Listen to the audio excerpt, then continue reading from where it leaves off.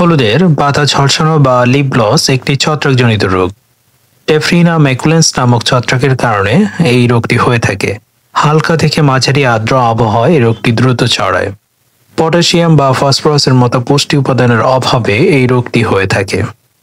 সাধারণত জমিতে পানি জমে থাকলেও এই রোগটি দেখা দেয়। প্রথমত পাতার কিনারা থেকে এই রোগের আক্রমণ শুরু হয়।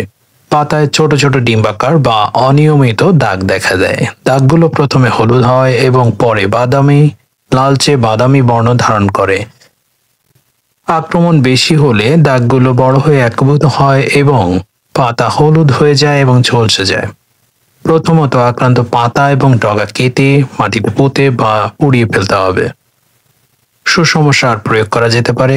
জমিতে যাতে অতিরিক্ত পানি জমে না থাকে সেদিকে লক্ষ্য রাখতে হবে।